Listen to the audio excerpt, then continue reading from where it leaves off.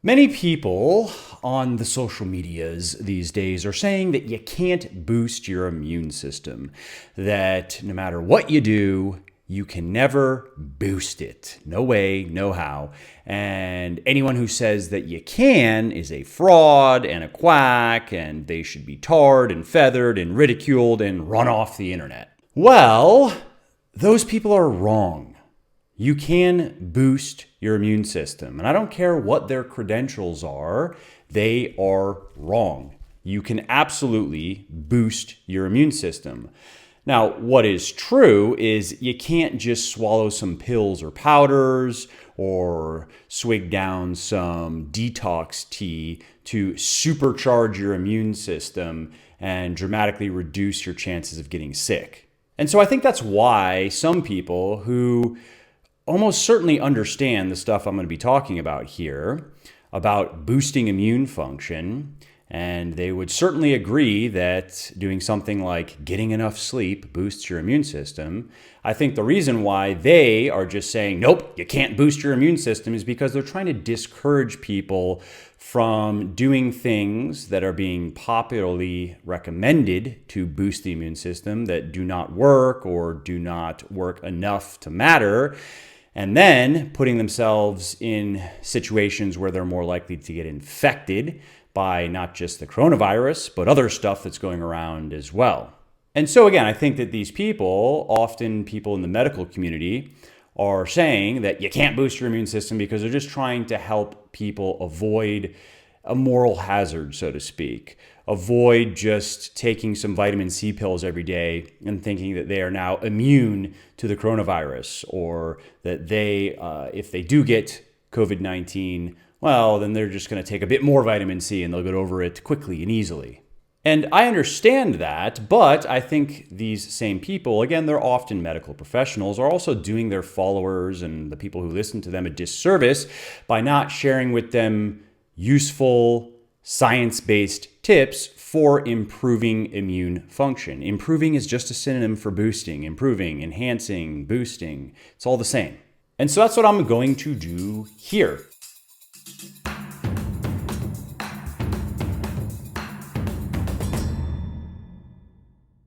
And let's start with a quick review of how the immune system functions. What is it and how does it work? Well, the immune system is a complex system. It's a complex network of cells and tissues and organs that work to identify and kill and then purge, eliminate from the body pathogens, and also to defeat disease.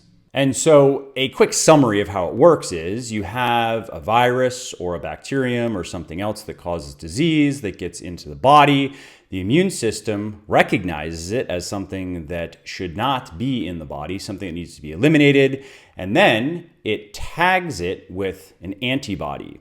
And it uses special cells for this called B lymphocytes. Now, once a pathogen has been tagged by one of these antibody proteins, it has a harder time infiltrating cells, so it's not going to work as effectively, and also it is marked for destruction.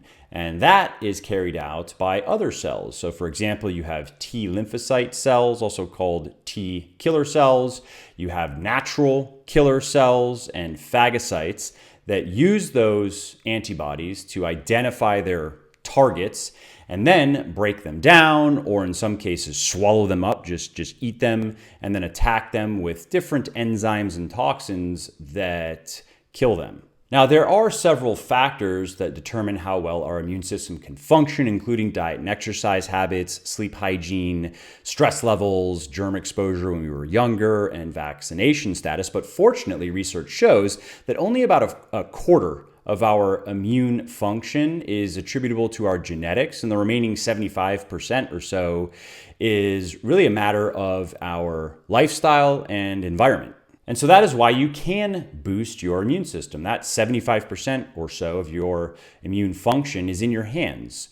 The major factors are things that you control, like exercise, sleep, managing stress, managing your alcohol intake, limiting your alcohol intake. And yes, there are some supplements you can take that can help as well. Okay, so let's talk about those things in more detail. Let's start with exercise. If you want to have a robust immune system, and if you want to enhance your immune function, if you want to boost your immune system, you want to make sure that you are exercising regularly.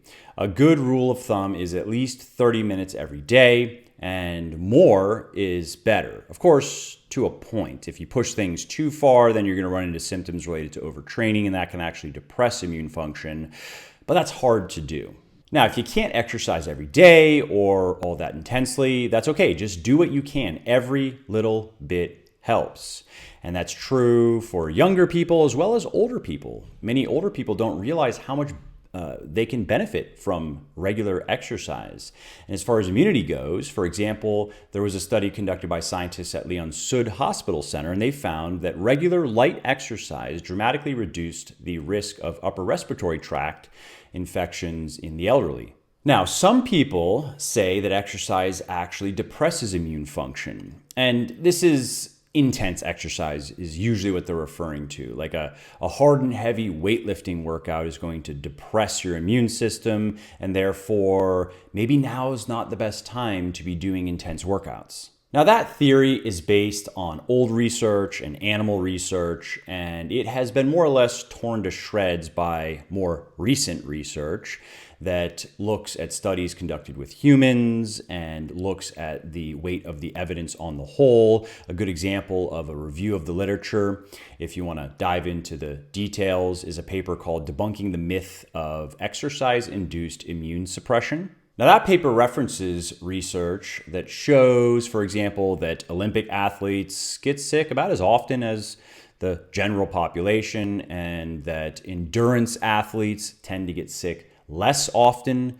than the general population, not more, as you would expect if intense workouts actually reduced or impaired immune function. And so anyway, as is discussed in this paper, currently the consensus in the scientific community based on the weight of the evidence is that regular, moderately intense exercise is going to enhance your immune function. It's going to reduce the risk of getting sick, not impair your immune system and make it easier to get sick. Okay, let's move on to sleep, the next tool you can use to boost your immune system, because research clearly shows that not getting enough sleep is going to impair your immune system. It's going to increase the risk of getting sick. And that's no surprise, because pretty much every major important physiological process and system in the body is monitored to some degree by your sleep hygiene. So if you don't sleep enough, there are just many things in your body that are not going to work the way that they should. And the immune system is one of them. So what is enough sleep? For most people, it's 7 to 9 hours per night. Some people can get by on less sleep than that. And some people can get by on quite a bit less. I mean, some people, they get by on 3 to 4 hours of sleep per night. Like, that's all they sleep, and they wake up fresh, and they have been sleeping that way their entire lives, and they don't suffer from any symptoms related to sleep deprivation. And so these people have been researched as well. They have participated in studies to help scientists understand how that's possible. And that's still an ongoing line of research. But what scientists do know is these people are very rare. Chances are you're not one of them. I'm not one of them. Chances are we need 7 to 9 hours of sleep per night like everybody else. Now, as far as immune function goes and how sleep can impact that, a good example in the scientific literature is a study that was conducted by scientists at the University of California that found that people who slept less than 6 hours per night were 4.2 times more likely to catch a cold than people who were sleeping more than 7 hours per night. Okay, now let's talk about stress, because if you want to have a strong and healthy immune system, you want to manage your stress levels. Two Much stress for too long, chronically high stress levels can impair immune function and raise the risk of getting sick. A good example of this is found in a study that was conducted by scientists at Carnegie Mellon University that found that healthy adults who had recently been through a long-term, threatening, stressful experience had the highest levels of something called glucocorticoid receptor resistance, GCR, which is a marker of impaired immune function. And what's more, those same people were also much more likely to catch a cold when they were exposed to a rhinovirus. So in this study, the scientists saw not only indications of reduced immune function, they then saw increased likelihood of getting sick when exposed to a virus. Another example is a study that was conducted by scientists at Ohio State University, and they found that the natural killer cell levels in first-year medical students plummeted during exams when they were most stressed. Something that is highly effective is making sure that you're doing things that help you relax, that make sure that you are not in a chronically stressed state. And if you want to learn more about that, head over to legionathletics.com, search for relax, and you'll find an article I wrote that shares different evidence-based ways to relax. And I may have recorded a podcast based on the information in that article. I'm just not sure. So you can search the podcast feed or my YouTube channel, and there may also be some audio / video content on that as well. All right, moving on. Let's talk about alcohol. And if you like to drink, I have good news for you. You don't have to completely stop drinking to have a highly functioning immune system. Alcohol per se does not appear to impair immune function, but drinking too much does. Furthermore, research shows that binge drinking and alcoholism can raise your risk of respiratory tract infections in particular. And that's not what we want right now with the coronavirus making the rounds and with COVID-19 attacking the lungs so aggressively. Now, what about moderate drinking though? Because I said that it's probably okay as far as immune function goes, but what is moderate drinking? You're going to find different definitions depending on where you look. And so a good answer, a good definition as far as immune function goes can be found in a study that was conducted by scientists at the Spanish National Research Council. And what they found is that drinking 10 to 14 grams of alcohol per day or less in women and drinking 20 to 24 grams per day or less in men was associated with slightly better immune function, not worse. Now, the fact that it not only didn't impair immune function, but enhanced it is probably due to variables that are hard, if not possible, to control for, relating to lifestyle and genetics, because other studies have shown that moderate drinking around the same amount doesn't enhance immune function, but also doesn't hurt it. And so then I think it's fair to say that the weight of the evidence currently is that in women drinking, let's say somewhere around 10 grams of alcohol per day or less, maybe a little bit more than that or less, and 20-ish grams per day or less in men is not going to increase your chances of getting sick. All right, now let's talk about supplements. And I saved this for last because it's the least important. You want to make sure that you are doing everything else I talked about first before you are going to be adding supplements to your regimen. Unless, of course, for some reason you can't do some of those things. I understand if right now, let's say you are a medical professional and you are unable to get 7 to 9 hours of sleep per night because you are working a lot, then totally understand, and it can definitely make sense to add some supplements.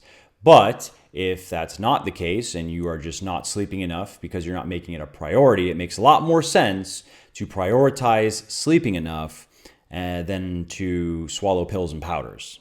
So what supplements can you take to boost your immune system? Well, unfortunately, many of the ingredients you find in immune supplements are either mildly effective, hit and miss, sometimes effective, sometimes not, or just wholly ineffective. And that's why many people, particularly medical professionals, are attacking immune supplements right now and saying that they're all fake news and no supplements are going to do anything for your immune system. Now, that's not true. What is true is most of the immune support supplements that you could find, if you go on Amazon and you search for immune support, yeah, most of that stuff is not going to do much of anything for you, but that doesn't mean that all supplements, particularly that all individual ingredients you could find and you could buy, are not going to help you. And so I'm going to share with you a few of these ingredients, a few of my favorite supplements that can boost your immune system. They can enhance the effectiveness of your immune system. And I'll explain briefly what they are and how they work, but first let's list them out. They are Pelargonium sedoides, Tinospora cordifolia, garlic, Panax quinquefolius, zinc, vitamin C, and vitamin D. Okay, so let's talk about the first, Pelargonium sedoides. That's a mouthful. It's also known as African geranium and black geranium, and this is an herb that has long been used in South African traditional medicine, and it contains molecules that include umcalin, umckalin. You've maybe seen that before or heard of that before. And what it does is, it's pretty cool. It doesn't attack pathogens. It doesn't directly impair pathogens, but it makes your cells slipperier. It makes it harder for pathogens to adhere to cells. And if they can't adhere to cells, they can't harm you. And there's some really good high quality evidence of the effectiveness of this supplement. Research shows that it dramatically reduces the duration of acute bronchitis and is just good for anything that involves a dry cough. And studies show that it may also reduce both the duration and the severity of the common cold. Okay, now let's talk about Tinospora cordifolia. This is also known as Guduchi and Amrit, and this is a shrub that's native to India, and it has long been used in Ayurvedic medicine, and it contains molecules known as polysaccharides and terpenoids that increase the killing capacity of cells that your immune system uses to destroy pathogens. Now, as far as research goes, studies show that Tinospora cordifolia can reduce nasal congestion and discharge and sneezing. You just get better faster when you have those symptoms if you take it every day. Okay, now let's talk about garlic. I'm not sure if I'm following the original order here, but whatever, close enough. Garlic can help your immune system by providing your body with sulfur-containing compounds that help it fight off pathogens. And that's why research shows that supplementing with garlic or just eating garlic, so if you're going to supplement, it's going to be an aged garlic extract supplement. If you're going to eat it, ideally it would just be a clove or two of raw garlic per day. And if you do that, you are less likely to get sick. And if you do get sick, research shows that if you keep having it every day, then it's going to probably reduce the severity. So, for example, studies show that garlic can reduce the severity of the common cold and the flu. And also, it can help you feel better when you are sick. It can just improve your feeling of vitality and well-being when sick. All right, let's talk about Panax quinquefolius. This is also known as American ginseng and North American ginseng, and this is an herb that grows mainly in North America, but also China, and it has been long used in traditional Chinese medicine. And it contains saccharides, molecules known as saccharides, that stimulate the immune system and help it fight off unwanted invaders. This is why research shows that supplementation with American ginseng reduces cold and flu infection rates, that you are less likely to catch a cold or a flu if you're taking it every day. Okay, let's move on to zinc, which is a very important mineral. Your body needs zinc to create many different enzymes, proteins, cells. It needs it to release vitamin A from the liver, and it also needs it to regulate the immune system. And how zinc works to enhance the immune system is it aids in the development and the function of cells that are vital to your immune system's operations. And that's why research shows that a zinc deficiency, if you don't get enough zinc in your diet, that will increase the infection rates of various types of pathogens, a number of different ones, and that supplementing with zinc when you are sick can reduce both the duration and the severity of the sickness. Now, vitamin C is similar, not in its exact function. It does many different things in the body. It helps maintain healthy tissues, teeth, gums. It promotes wound healing. But vitamin C also does support immune function, mostly by assisting with the development and the operations of cells that are vital to the immune system. And similarly, research shows if you don't get enough vitamin C in your diet, which is kind of hard to do, but if you don't, you are more likely to get sick from a number of different bugs. And if you are sick with the common cold in particular, research shows that supplementing with vitamin C every day can reduce the duration. Studies have also shown that in athletes, supplementing with 1 gram of vitamin C per day can reduce the likelihood of getting sick in the first place. And last but definitely not least, we have vitamin D, which is actually a hormone. It's not just a vitamin because most cells in the body have receptors for vitamin D, and it turns out that it's not just important for bones. That's what scientists and doctors once thought, but as research continued, mostly the research of Dr. Michael Hollick, eventually it was discovered that vitamin D impacts many different physiological processes in the body, including ones related to the immune system. A good example of vitamin D's impact on the immune system is a study that was conducted by scientists at the University of Colorado. And what they found is after a year of supplementation, people who took a high dose of vitamin D experienced 40% fewer respiratory tract infections than people who took a lower dose.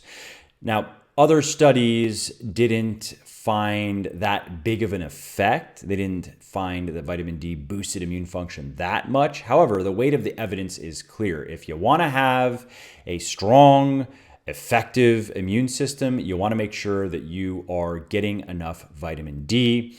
And a good starting point, a good baseline for most people is 2,000 IU a day. You might need to take more, you might need to take 5,000 or even 10,000, but the best way to find out how much you need to take is to get blood work done, because then you can see how your body responds to the supplement. Some people need to take more than others to reach the ideal blood level. All right, well, just to summarize, we have exercise, we have sleep hygiene, we have managing stress, limiting alcohol intake, taking the right supplements, as well as the preventative measures that we are hearing about all the time, like washing our hands and avoiding large groups of people and trying not to touch our face and our mouth and our eyes. All those things also, of course, help reduce the risk of getting infected. So, do all of those things and you will give yourself the best chances for staying healthy during this global pandemic.